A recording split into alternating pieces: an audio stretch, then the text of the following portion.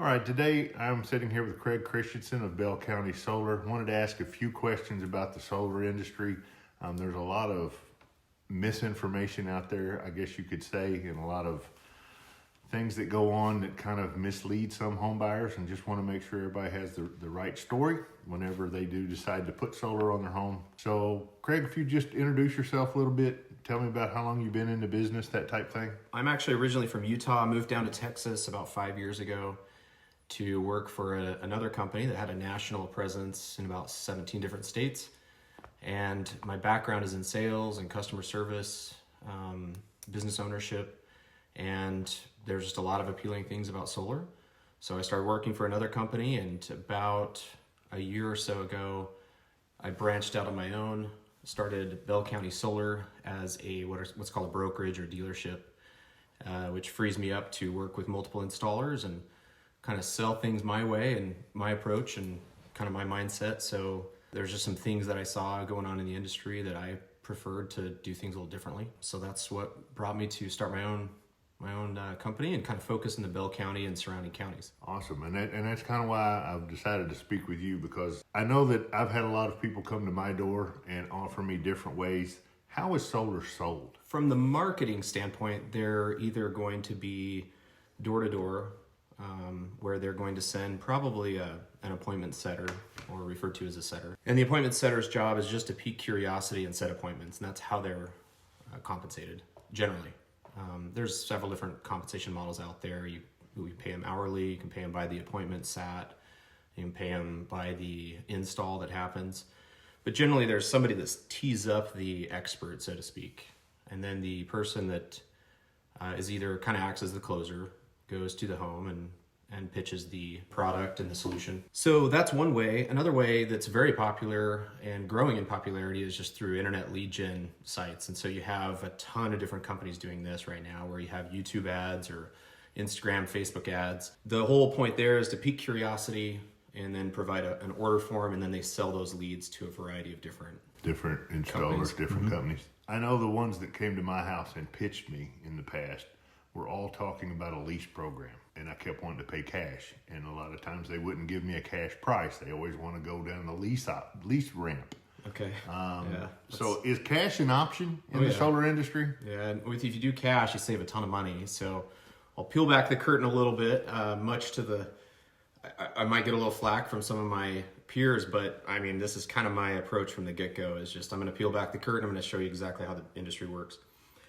By and large, a cash price for a solar system is about 9 years worth of your power bills for whatever you want that system to generate. So if you needed to generate 16,000 kilowatt hours or whatever, you just do the math and factor in a little bit of inflation, just 3.5% inflation, and you've generally exceeded what you would have paid cash for a system when you factor in the rebates and everything. It's about 9 years. If you finance it, it's about 12 years. As far as the net cost after your federal tax credit. Generally, you've spent more with the power company after 12 years than you would have financing the solar system. And then you would have spent more with the power company after about 9 years than if you would have paid cash. The difference between the two is just purely dealer fees to the lender. You know, you might have a system I know it sounds crazy, you might have a $60,000 system that's financed at 60, but you can shave off about 30% by paying cash. So basically my return on my investment is about 9 years. 9 years if you stay in the home. The only way that you're going to get extra for selling your home is if you have the system paid off. And this is a number that's disputed in the industry. I tend to lean way conservative as far as an estimate. And I've talked to appraisers here in this area who have said that they can justify between $15,000 and $25,000, but that's a paid off system. Right. That's not, you're not going to increase your property value by selling a loan to somebody else, right? You're just going to transfer the loan. So that's something that I think is a little bit misstated in the industry. But if you sell the home and you sell it with the solar, then your ROI is closer to about that 5-year mark. Okay. But if you're planning to stay put, then yes, you would have spent more by just staying with your electric company at a standard inflation rate. 9 to 12 years, depending upon how you went ahead and paid for it. Yes, sir. Yeah, because that's where we run into a lot of issues. I know on the real estate side, people will put a solar in 2 or 3 years later, like this last couple of years that we've had where it's just been crazy and everybody's getting these high dollars for their homes. Well, I put solar in a year ago and I still owe X. And it confuses a lot of people because they don't understand you've got to finance that on top of the mortgage payment. And some of these people are sitting here going, well, what do you mean? It pays my electric bill, but banks don't look at it that way. Bank looks at it as another loan. So it kind of gets us into some issues sometimes. Now, I noticed you mentioned federal tax breaks, and I see the internet ads, and I'm sure some have, that I can get free solar because of a program in Texas. Right. So are there incentives in the state of Texas now too, or is it all the federal? It's all federal. There's a state property tax exemption for the increased amount of your home being, the value increase of your home. That's property tax exempt. So your property taxes won't climb as a result of going solar. There is a built-in exemption for that. And I have to be careful what I commit and what I promise is available, but I have had some clients with some success in getting their property taxes to lower a little bit. Okay. By filing with their county. Honestly, those ads kind of drive me crazy. They just want to bring you on and sign you up. They just want you to fill out a form and sell that lead for whatever amount to a bunch of different solar companies. Okay. My next question is, if I put these on the top of my house, what happens if something goes wrong with the roof? So that's gotten a lot easier over the last few years. Originally 20 years ago, 15 years ago, they were pretty clamped down on your roof, and it was quite a hassle to get them removed. But now they come up pretty easy, and it's just called a detach and reset.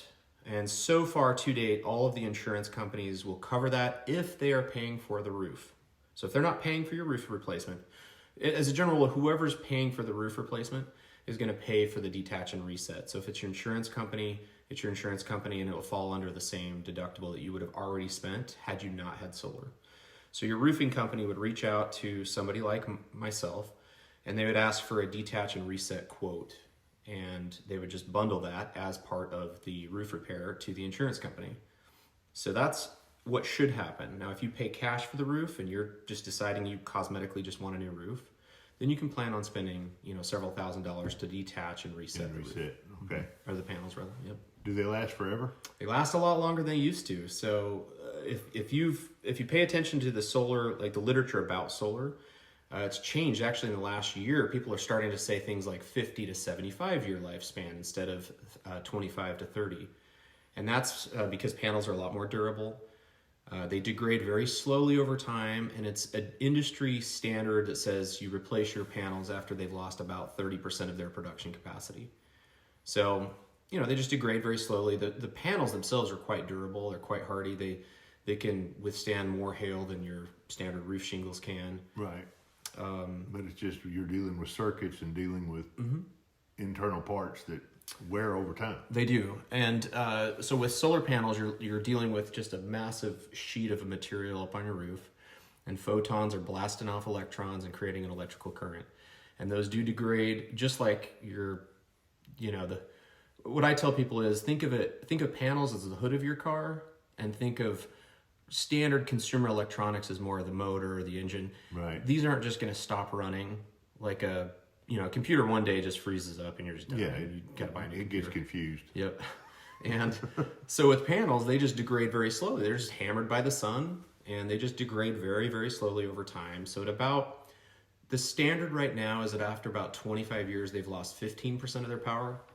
And after, say another 25 years, they've lost a total of 30% of their production capacity, and then you should consider swapping them out. Right. Well, that leads into my next question about the whole buyback program from the electric companies. How many companies are there in Texas now that will buy back? Okay, so you've got the unregulated markets, so Encore, Centerpoint, AEP, those are the unregulated where you've got the resellers on top of them that provide the buyback plans. So right now there's about half a dozen, maybe 6 to 8 companies that offer some form of buyback. So I have an option instead of just one. I know a few years ago it was one company, and you're stuck in their price, and you don't have that option to shop your electricity on top of what they're buying. And if you're in a co-op, you just have the co-op for your option. And some co-ops are better than others. I mean, some co-ops will pay you 12 cents a kilowatt hour for all of your surplus generation, and then they'll pay you a cash payout once a year if there is, $100 built up, or, you're not going to make a fortune off it, but, but they will pay a cash payout. Some co-ops will. Now, in the unregulated markets like Encore, you don't have that cash payout as an option. Right. And They so just lower your bill down to a certain area, and that's where we are. Yeah. Pulse is a good one. Shell has a good program. Champion, Rhythm. Chariot is supposed to come online with theirs sometime this month. They may have already as of this taping. Green Mountain and Reliant have okay plans. They're not the best. Yeah, Green Mountain was who I was pitched years before, and they were always higher on their price that they were going to sell me if I had to buy it. And they'll buy it back, but if they're almost double what I was paying somewhere else, then it always just kind of seemed confusing to me. So back in the day when Green Mountain did have a good plan, I've installed maybe 320 systems or something like that, and probably I'd say 180 of them I routed all through Green Mountain. And at that time, they paid you the exact same that they turned around and charged you. And so it didn't matter if it was $1 a kilowatt hour. If your system made 100% of your power, then you'd build up a surplus and you'd exhaust that surplus. Ever since the freeze, though, and when that blackout happened, they've got to raise billions of dollars to retrofit the grid. So everybody's bills went up. And so your non-solar customers, they went up, some cases 50 to 100 to 200 bucks a month in these all electric areas. And your solar clients were also impacted. So if you hear any complaints about solar customers that are saying, I was supposed to have a zero power bill and now I have, an average maybe 40 bucks a month, that's because they're paying for TDU charges.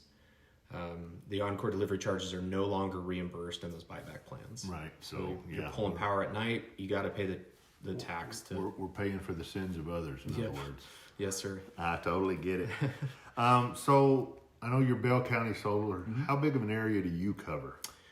So my area has been statewide, but I didn't do very many systems outside of Bell County. But I can serve statewide. I have 4 different installers I work with. So, we'll talk about some of the differences here in a little bit, but one of the big differences with my approach is I don't lock myself down to one installer because they might drop the ball. Right. And if they drop the ball or they're not good at certain things, customized systems or ground mounts, they're not all good at the same things. And so I like having my options open. So I'm just much more of a broker model where I don't have exclusivity and I let capitalism do its thing and the best performers get my more of the work. Right. Yeah. Well, I asked that because, I'm up in McLennan, which is just north of here, but I didn't think you'd have an issue coming up and No dealing with us in the Waco area.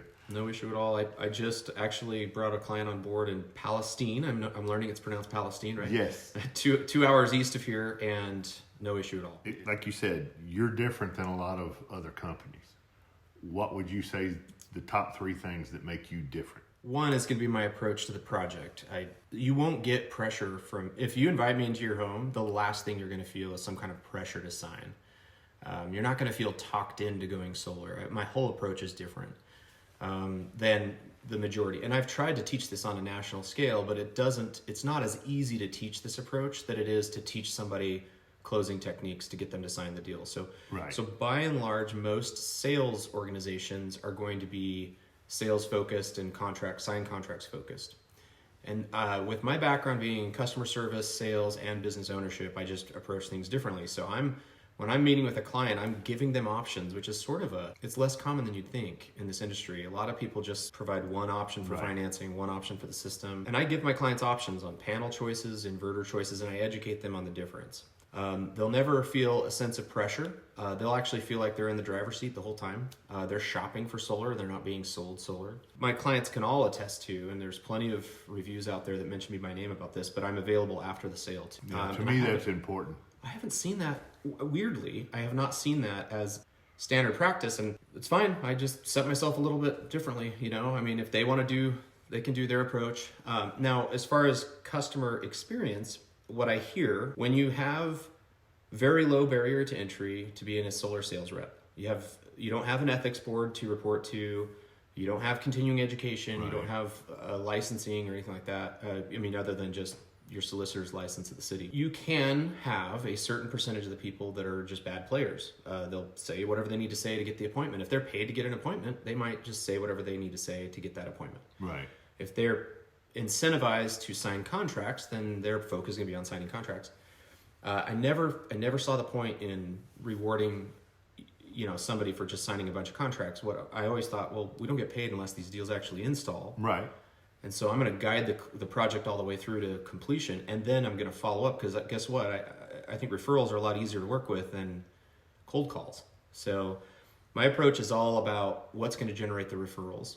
And generally what generates referrals, aesthetically pleasing systems that take care of at least the vast majority of their utility bill.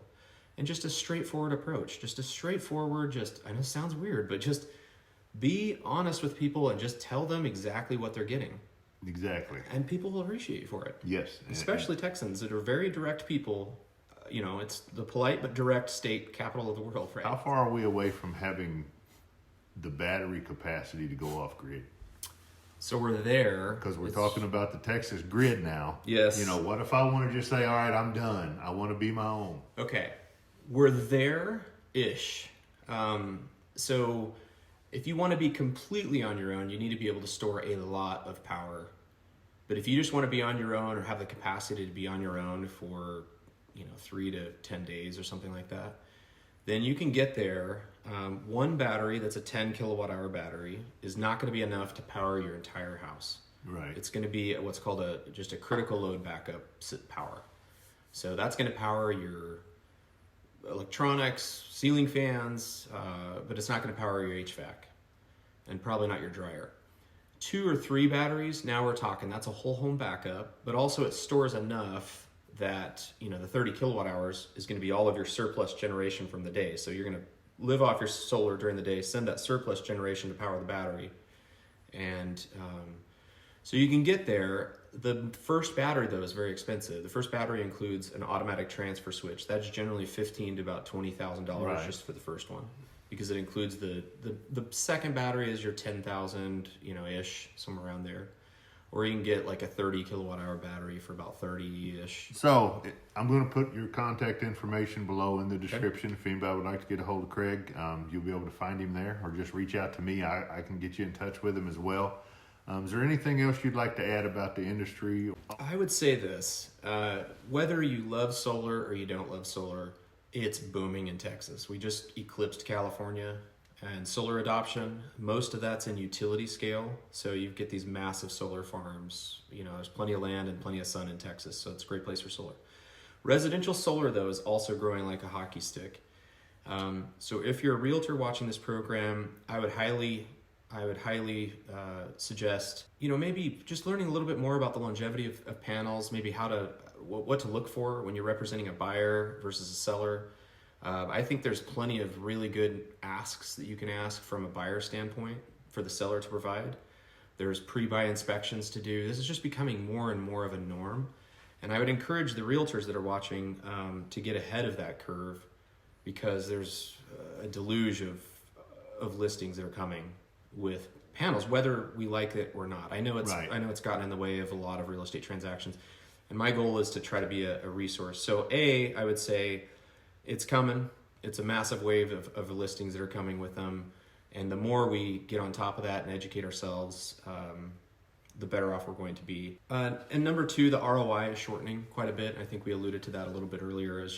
It's no longer something you get for your forever home. But, an argument could be made, only get it if you're going to stay in your house 5 years or longer. That I can see.